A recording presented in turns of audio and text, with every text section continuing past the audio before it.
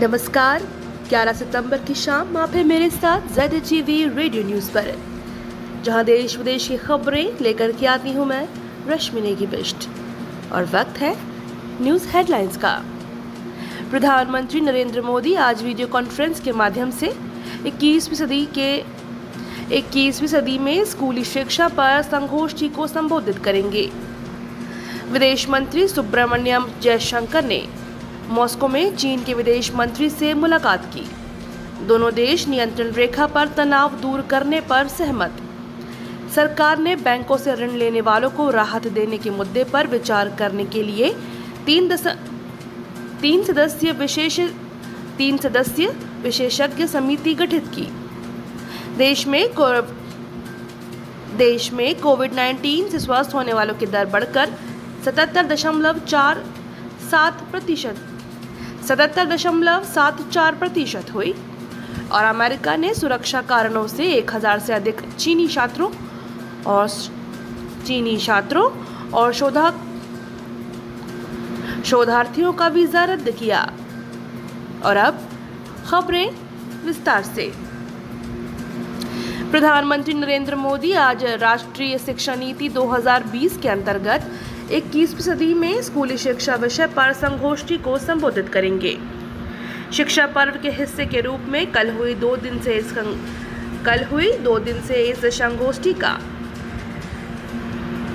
शिक्षा पर्व के हिस्से के रूप में कल शुरू हुई 2 दिन की इस संगोष्ठी का आयोजन शिक्षा मंत्रालय कर रहा है। राष्ट्रीय शिक्षा नीति 2020 21वीं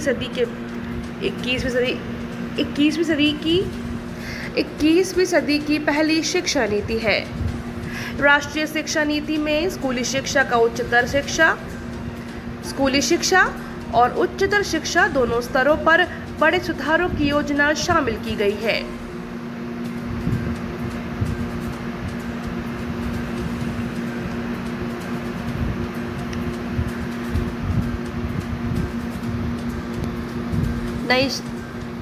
नई राष्ट्रीय शिक्षा नीति का उद्देश्य भारत को एक न्यायोचित और ज्ञान आधारित उद्यमी समाज बनाना है। स्कूल स्तर पर 8 वर्ष की आयु तक बच्चों के लिए बचपन देखभाल और शिक्षा के सार्वजनिकरण स्कूल पाठ्यक्रम की 10+2 संरचना को 5+3+4 पाठ्यक्रम संरचना में बदलने, 21वीं सदी के कौशल, गणनीय सोच और वैज्ञानिक रुझान के पाठ्यक्रम को एकत्रित करने, शिक्षकों के लिए राष्ट्रीय पेशेवर मानक तैयार करने पर जोर दिया जा रहा है। राष्ट्रीय शिक्षा नीति के लक्षित व्यापक परिवर्तन देश की शिक्षा प्रणाली में प्रतिमान बदलाव लाएगा और एक नए आत्मनिर्भर भारत के लिए सक्षम और सुदृढ़ शैक्षणिक परिस्थितियों का निर्माण करेगा।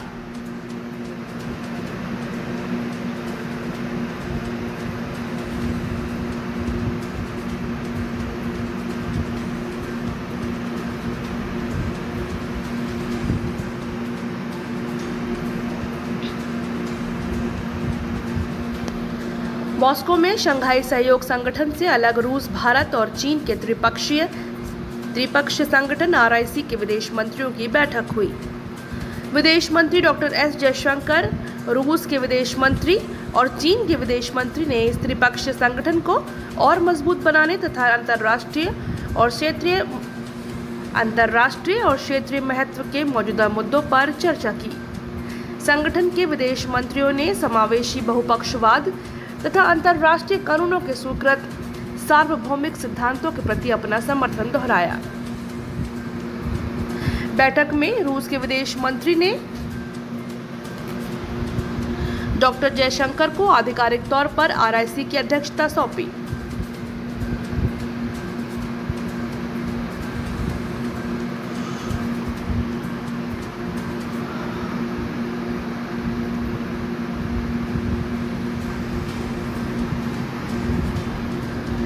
सरकार ने बैंकों से ऋण लेने वालों को राहत देने के आकलन के लिए 3 सदस्यीय विशेषज्ञ समिति गठित की है।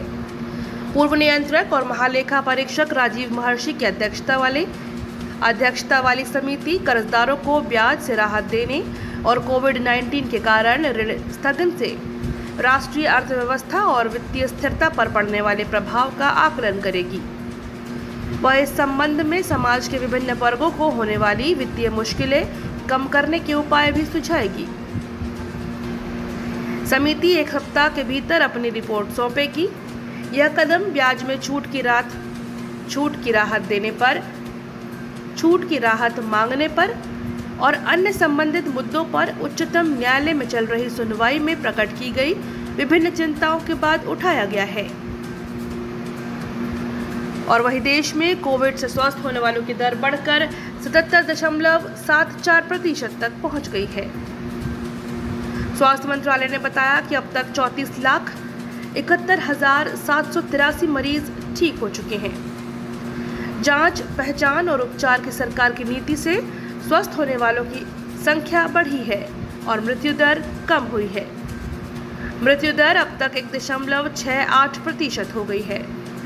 देश में पिछले एक दिन के दौरान कोविड के 95,735 नए मरीज सामने आए हैं।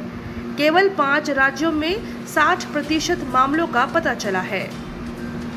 महाराष्ट्र में 23,000 और आंध्र प्रदेश में 10,000 से अधिक रोगी सामने आए हैं।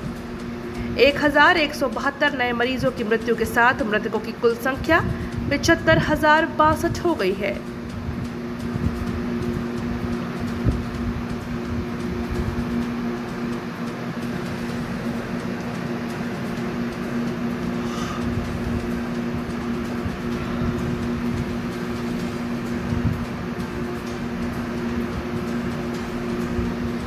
रफाल लड़ाकू विमान को कल अंबाला के वायुसेना केंद्र में आयोजित एक समारोह में विधिवत भारतीय सेना में शामिल कर लिया गया।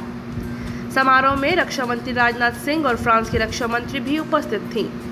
इस अवसर पर राजनाथ सिंह ने कहा कि इन विमानों को भारतीय वायुसेना में शामिल किया जाना एक महत्वपूर्ण और ऐतिहासिक क्षण है। उन्होंने कहा कि रफाल विमानों की खरीद के फैसले ने हमारी राष्ट्रीय सुरक्षा की दिशा ही बदल दी है। भारत और चीन वास्तविक नियंत्रण रेखा LAC पर स्थिति के बारे में 5 बिंदुओं पर सहमत हो गए हैं। मॉस्को में शंघाई सहयोग संगठन देशों के मंत्रियों के सम्मेलन के अवसर पर विदेश मंत्री डॉक्टर S जयशंकर और चीन के विदेश मंत्री अलग से द्विपक्षीय बैठक हुई। दोनों मंत्रियों ने LAC पर शीघ्र सेना पीछे हटाने और तनाव दूर करने के उपाय करने पर सहमति व्यक्त की। दोनों विदेश मंत्रियों ने इस बात पर सहमति दी कि सीमावर्ती क्षेत्रों में वर्तमान स्थिति किसी भी देश के हित में नहीं है। दोनों ने इस बात पर भी सहमति जताई कि दोनों देशों के सैन्य अधिकारियों को बातचीत जारी रखनी चाहिए और सीमा पर समुचित दूरी बनाए रखनी चाहिए। दोनों देश इस बात पर भी सहमत थे कि मतभेदों को विवादों का रूप देने की अनुमति नहीं दी जानी चाहिए। द्विपक्षीय बैठक के बाद जारी संयुक्त वक्तव्य में बताया गया कि विदेश मंत्रियों ने बात पर सहमति व्यक्त की है कि भारत चीन संबंधों के विकास के बारे में दोनों देशों के शीर्ष नेताओं के बीच हुई वार्ताओं के परिणामों से मार्गदर्शन लिया जाना चाहिए। इसी बीच विदेश मंत्रालय ने कहा कि दोनों देशों के मंत्रियों ने भी सभी मौजूदा समझौतों और भारत चीन सीमा मामलों संबंधित नियमों का अनुपालन करने और सीमावर्ती क्षेत्र में शांति तथा स्थिरता बनाए रखने पर सहमति जताई है। सरकार ने बैंकों से ऋण लेने वालों को राहत देने के आकलन के लिए 3 सदस्यीय विशेषज्ञ समिति गठित की है। पूर्व नियंत्रक और महालेखा परीक्षक राजीव महर्षि की अध्यक्षता वाली यह समिति कर्जदारों को ब्याज से राहत देने और कोविड-19 के कारण ऋण स्थगन से राष्ट्रीय व्यवस्था को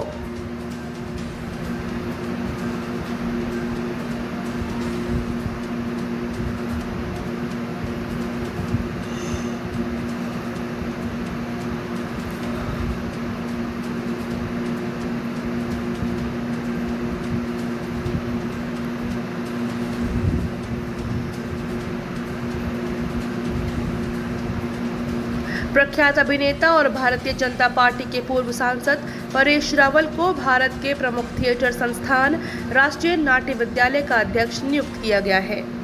उनका कार्यकाल 4 वर्ष के लिए रहेगा। राष्ट्रीय फिल्म पुरस्कार विजेता रावल ने 1972 में गुजराती रंगमंच से अपने अभिनय का सफर शुरू किया था।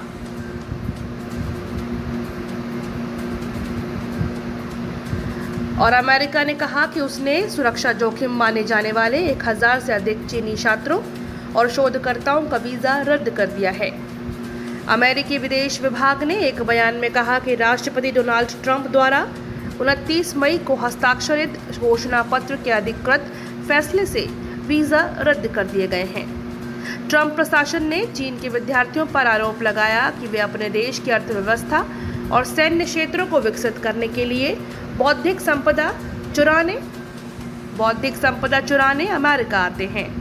मीडिया रिपोर्ट के अनुसार 2018-19 में अमेरिकी विश्वविद्यालयों में चीन के लगभग 3,70,000 छात्रों ने दाखिला लिया था। और ये थे अब तक के मुख्य समाचार।